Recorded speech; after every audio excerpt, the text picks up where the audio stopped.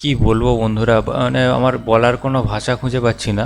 আজকে বিকেল 5টার সময় একটা খবর আসে, ডোনাল্ড ট্রাম্প টুইট করেছে, after long night of talks mediated by United States. নিজেরা সবসময় ক্রেডিট নেওয়ার চেষ্টা করে, যেখানে ইউনাইটেড স্টেটস দুদিন আগে আমাদের ইউনাইটেড স্টেটসের যে ভাইস প্রেসিডেন্ট, নামটা আমি ভুলে যাচ্ছি, যে ডিফেন্স, তিনি বললেন যে নান অফ আওয়ার বিজনেস, আমাদের কোনো কাজ নেই ইন্ডিয়া পাকিস্তানের যে কনফ্লিক্ট হচ্ছে তাতে আমরা নাক গলাতে যাব না।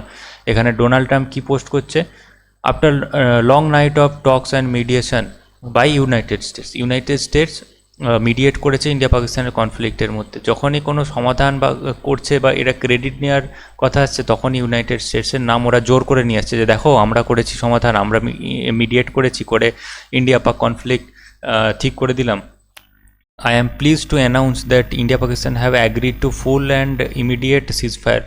পুরোপুরি সিজফায়ার করতে ইন্ডিয়া পাকিস্তান অ্যাগ্রি করেছে। যদিও পাকিস্তান ডোনাল্ড ট্রাম্প বা ইউনাইটেড স্টেটসের কাছে গিয়ে পায়ে ধরে ক্ষমা চেয়েছে, যে কারণ ইন্ডিয়া প্রচুর পরিমাণে অ্যাটাক করছে পাকিস্তানের 8টা এয়ারবেস ধ্বংস হয়ে গেছে, আরও অনেক ড্যামেজ করেছে, যার ফলে পাকিস্তান ইউনাইটেড স্টেটসকে বুঝিয়েছে যে আমাদেরকে প্লিজ বাঁচান, না হলে ইন্ডিয়া অ্যাটাক করে দিলে পুরোপুরি ধ্বংস হয়ে যাবে। আর ইউনাইটেড স্টেটস সেটা কথা শুনেছে পাকিস্তানের। ইউনাইটেড স্টেটস ইন্ডিয়াকে বলেছে যে তো আপনারা সিজফায়ার করে নিন, সেজন্য ক্রেডিট নেওয়ার চেষ্টা করছে। কারণ ইউনাইটেড স্টেটসেরও এখানে বিশাল বড় একটা ইনভেস্টমেন্ট আছে পাকিস্তানের উপর। পাকিস্তানের কাছে অনেক F-16 জেট আছে, যেগুলো ইউনাইটেড স্টেটস থেকে ইউএসএ থেকে কিনেছে। সেই জেটগুলো যদি হামলা হয়ে ধ্বংস হয়ে যায়, তাহলে ইউএসের মুখ পুড়বে গোটা ইন্টারন্যাশনাল মিডিয়ার কাছে। সেই জন্য ইন্টারমিডিয়েট করতে বাধ্য হয়েছে এবং সিজ ফায়ার এনেছে। ভালো কথা। 5টা 33 PM এখানে তোমরা দেখতে পাচ্ছ, এক সেকেন্ড, এখানে দেখতে পাচ্ছ, এটা টাইমটা দেখতে পাচ্ছ, আমি হাইলাইট করে দিই। 5টা 33 PM 10th May 2025 এটা করেছে। তারপরে আমাদের আমাদের ইন্ডিয়ার যে এক্সটার্নাল অ্যাফেয়ার অ্যাডভাইজারি আছে, সেখান থেকেও একটা প্রেস ব্রিফিং করে জানানো হয়েছে যে সিজফায়ার হয়ে গেছে, ভালো কথা। কিন্তু সন্ধেবেলা আমাদের জম্মু কাশ্মীরের চিফ মিনিস্টার কী পোস্ট করছেন, what the hell just happened, Omar Abdullah after shelling blast, আবার শ্রীনগরে ব্লাস্ট হয়েছে, সেলিং করেছে পাকিস্তানের তরফ থেকে, কিন্তু ভারত সেটাও রুখে দিয়েছে। কিন্তু ওমর আবদুল্লার পোস্ট থেকে আমরা জানতে পারছি, তিনি পোস্ট করে জানিয়েছেন যে সেলিং এবং ব্লাস্ট হয়েছে। মানে পাকিস্তানের কোনো লজ্জা নেই, আর সিজ ফায়ার ঘোষণা হওয়ার পরেও তারা অ্যাটাক করে যাচ্ছে, ভাবছে যে আমরা কিছু কিছু না কিছু একটা করে দেবো, কিছু ধ্বংস করে দেবো, ভালো। এইটাই হচ্ছে মেন্টালিটি এদের, কি বলবো। আবার হঠাৎ করে খবর আসছে যে IMF অ্যাপ্রুভ করেছে 1 বিলিয়ন লোন। 1 বিলিয়ন লোন কেন অ্যাপ্রুভ করেছে সেটাও আমি বলছি। যে পাকিস্তান, একটু আগে বললাম না, ইউএসের পায়ে ধরে কেঁদেছে, সেজন্য 1 বিলিয়ন লোন অ্যাপ্রুভ করেছে। কে অ্যাপ্রুভ করেছে? IMF। IMFের সাথে ইউএসের সম্পর্কটা কি? IMF মানে ইন্টারন্যাশনাল মনিটারি ফান্ড। IMFের সাথে IMFের কাজটা কি, যেটা হচ্ছে সমস্ত গরিব দেশকে এরা লোন দেয়, এটার আশায় যে পরে শোধ করে দেবে। কিন্তু পাকিস্তানের ব্যাপারটা হচ্ছে এরা কখনোই শোধ করতে পারেনি আজ অবধি, ঠিক আছে।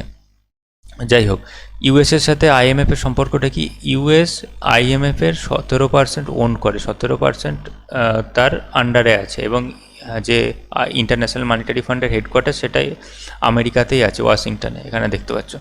তো এরা পাকিস্তান আমেরিকার কাছে যাওয়ার পর তারা লোন বেল আউট করেছে 1 বিলিয়ন। পাকিস্তান স্বভাবত এটাও লোনটা চোকাতে পারবে না, শুধতে পারবে না, কিন্তু তারা দিচ্ছে, কারণ পাকিস্তানের যে ড্যামেজ করেছে ভারত, সেটা তাদেরকে উঠে আসতে হলে কিছু না কিছু তো দিতে হবে।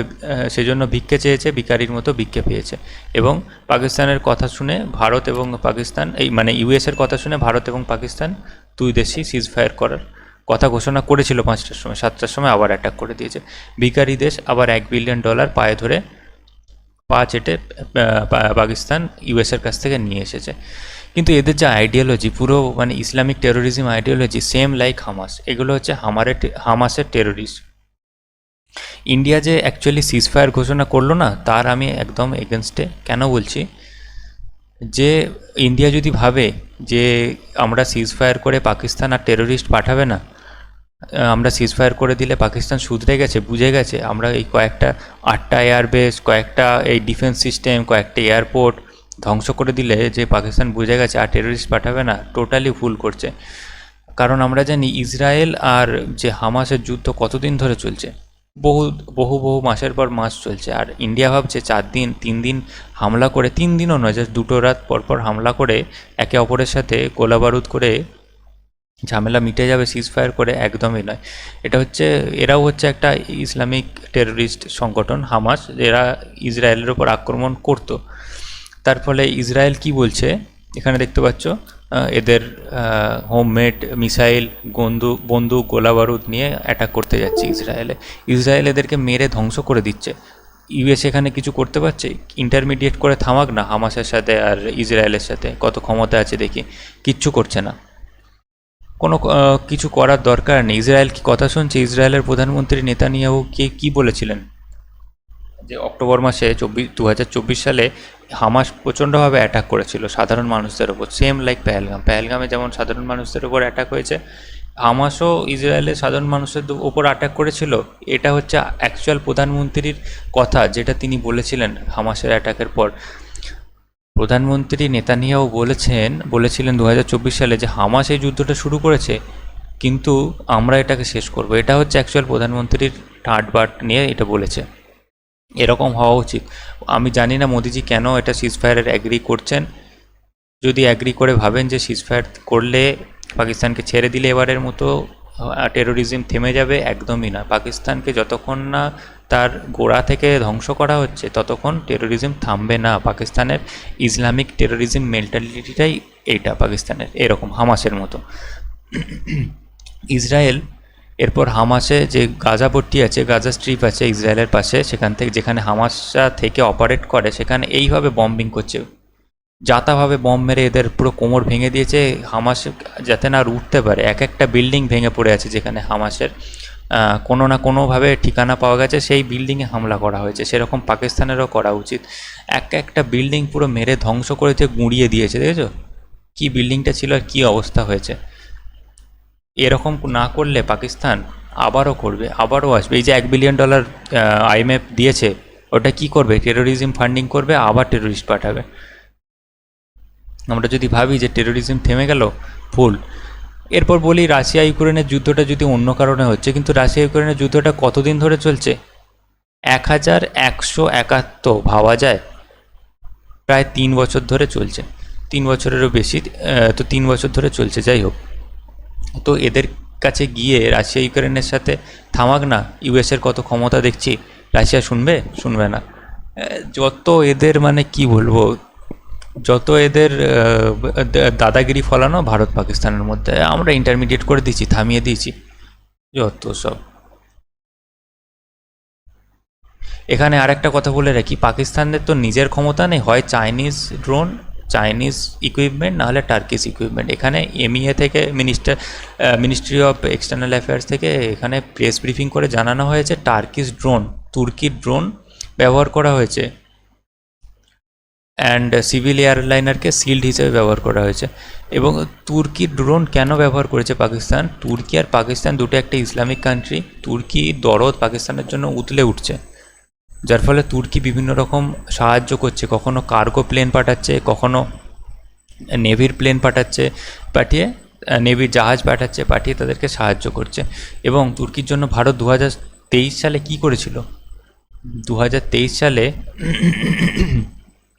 টার্কি অ্যাম্বাসাডার তুর্কির অ্যাম্বাসাডার থ্যাংক ইউ জানিয়েছিল ফর ভ্যালুয়েবল হেল্প আফটার আর্থকোয়েকে। কী হারে বিল্ডিংগুলো ভেঙে পড়েছিল দেখো, প্রচুর মানুষ মারা গেছিলো। 2020 সালের ফেব্রুয়ারি মাসে খবরটা বেরিয়েছে, 7ই ফেব্রুয়ারি আর্থকোয়েকটা হয়েছিল।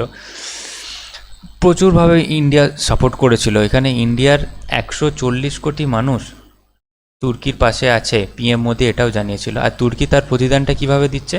এই যে no thanks giving for operation Dost এইটার নাম দিয়েছিল। ইন্ডিয়া যে হেল্প করেছিল তুর্কির আর্থকোয়েকের পর, ভূমিকম্পের পর ক্ষয়ক্ষতি হয়েছিল, তার হেল্প করেছিল, সেটার নাম দিয়েছিল অপারেশন দোস্ত।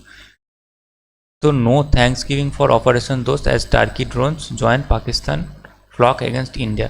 যত পাকিস্তান ড্রোন মারছে ভারতে, সব এসেছে তুর্কি থেকে, হয় তুর্কি নয় চীনের।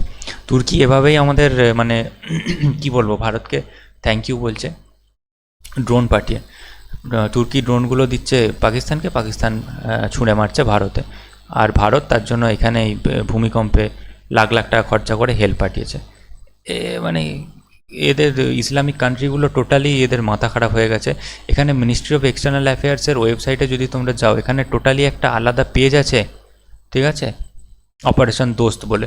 হোম মিডিয়া সেন্টার প্রেস রিলিজের আন্ডারে 2023 সালে 8ই ফেব্রুয়ারি বেরিয়েছিল অপারেশন দোস্ত লঞ্চ করা হয়েছিল। এখানে বলা হয়েছে কিভাবে ইন্ডিয়া সাহায্য করেছে। এই যে 250টা মানুষ পাঠিয়েছিল স্পেশালাইজড ইকুইপমেন্ট, রিলিফ মেটেরিয়ালের সাথে, ঠিক আছে। এইসব করার পর তুর্কি ড্রোন পাঠাচ্ছে, যেগুলো ভারতে মারছে। কিছু কি বলবো, এদের মেন্টালিটিটাই পুরো আলাদা। এই যে পাকিস্তানে দেখা গেছে তুর্কির নেভি শিপ এবং মিলিটারি কার্গো প্লেন, সেগুলো পাকিস্তানে কি করছে, C-13 130 এয়ারক্রাফট তুর্কির এখানে দেখা গেছে এবং ওয়ারশিপ দেখা গেছে। অবশ্যই দেখতে পাচ্ছি আমরা এখানে খবরে বেরিয়েছে, যেটা দেখালাম, তুর্কিশ ড্রোন এগুলোই এসেছে। আর কি আসবে এখন যুদ্ধের সময়, কিছু বলার নেই। যাই হোক, এরপরে যে শ্রীনগরে আমাদের অ্যাটাক হয়েছে, তারপরে ইন্ডিয়া অবশ্যই সেগুলোকে মানে নিষ্ক্রিয় করেছে। এরপরে ইন্ডিয়া কি রেসপন্স দেয়, কতটা ভারীভাবে রেসপন্স দেয়, কতটা জোরে আঘাত করবে, সেটা কল্পনার বাইরে পাকিস্তানের। এটাই দেখার এখন। যাই হোক, আজকে 10th মে ইন্ডিয়ার একজন জওয়ান পাকিস্তানের সেলিংয়ের ফলে নিহত হয়েছেন, শহীদ হয়েছেন। এনার নাম হচ্ছে মুরালি নায়েক। ইনি অন্ধ্রপ্রদেশ থেকে এসেছিলেন, অন্ধ্রপ্রদেশে বাড়ি, এবং এই জম্মু কাশ্মীরে নিহত হয়েছেন। যাই হোক, এনার আত্মার শান্তি কামনা করি। এবার এটাই দেখার, পাকিস্তান মনে হয় গুঁড়িয়ে শেষ না করে দিলে এরা থামবে না।